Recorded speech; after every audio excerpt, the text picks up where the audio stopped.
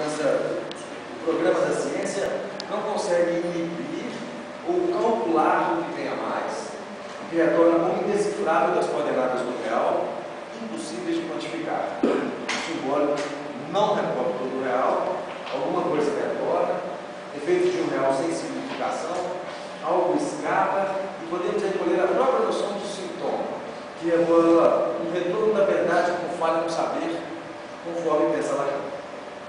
A máxima de Lacan, com a oferta, criei, a demanda, encontra nos produtos e no discurso do capitalismo uma encarnação fiel. A droga da modernidade surge paradoxalmente como um desses objetos que foi, se não necessariamente criado, ao menos virtualmente otimizado pelos avanços tecnológicos. A droga funciona hoje como uma espécie de utilitarismo às avessas e mostra a outra face de um objeto mais de gozar, criado pela ciência. Como todos os novos objetos no mundo, ela vem embalada pelo discurso capitalista, podendo servir como um novo modo de gozo na sociedade. O uso da droga, contudo, parece vir na contramão dos modos de gozo socialmente sancionados. Na toxicomania, tal uso ocorre como um fenômeno em que encontramos presente o excesso, pertinente ao discurso capitalista, mas na forma de uma desmedida que desdenha a normatização imposta pelo laço social. Miller assinala uma observação importante acerca dos paradigmas do gozo que pode nos auxiliar na questão do excesso que aqui reportamos. A citação de Miller é a seguinte: a crescente oposição do prazer e do gozo é essencial. O princípio do prazer aparece, de algum modo, como uma barreira natural ao gozo. E, portanto, a oposição se estabelece entre a homeostase do prazer e os excessos constitutivos do gozo. Trata-se, ao mesmo tempo, da oposição entre o que é da ordem do bem, do lado do prazer, e aquilo do gozo, que sempre comporta de mal. O uso que se faz da droga na contemporaneidade poderia ser pensado nessa vertente, como um tratamento. É a própria proposta do Freud, como jogando esse canal para a gente mostrar, né? Freud faz essa proposição. O uso da droga na atualidade poderia ser pensado nessa vertente como um tratamento no qual o sujeito se utiliza do farmacon.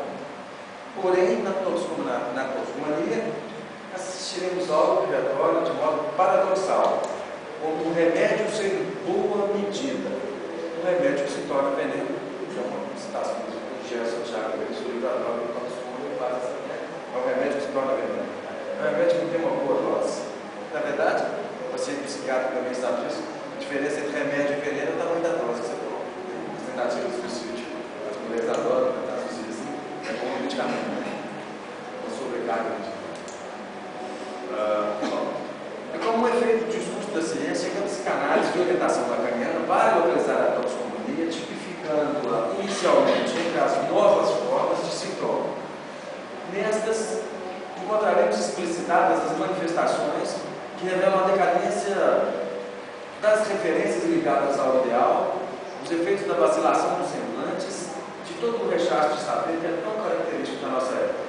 Os trabalhos do Greta, Grupo de Recherche de la Toxicomanie e Toponymia, no final dos anos 80, anunciavam as novas formas de sintoma, que tomam o corpo do século XXI como novos sintomas e novas angústias, um enquadramento que revela o impulso contemporâneo ao gozo, essa é uma proposta do mal-estar.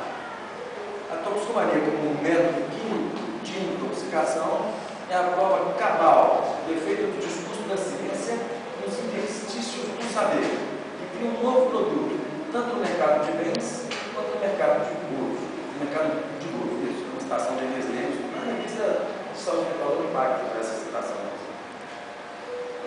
A droga pensada como um dos muitos produtos engendrados pela ciência é um novo gadget.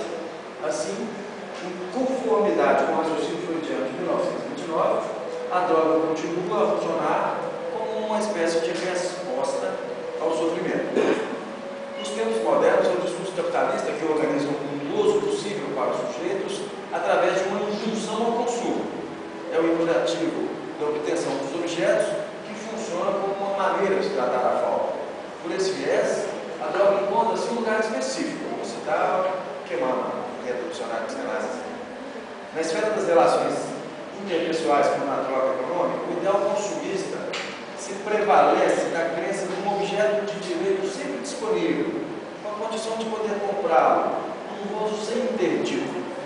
Se observará simplesmente que no horizonte poderia configurar melhor esse objeto, sempre acessível, esse gozo garantido com fatura, é o objeto do toxicômano, as drogas e todas as espécies que a nossa época multiplica e diversifica. A toxicomania surgiu então como substituto das formas usuais de manifestações dos sintomas. Nós sabemos que os sintomas habituais nas neuroses, conforme propõe Freud, portam uma dimensão de ciframento e são passíveis de interpretação. Pressupõe uma divisão subjetiva, a ação do recalque e o subsequente retorno do recalcado.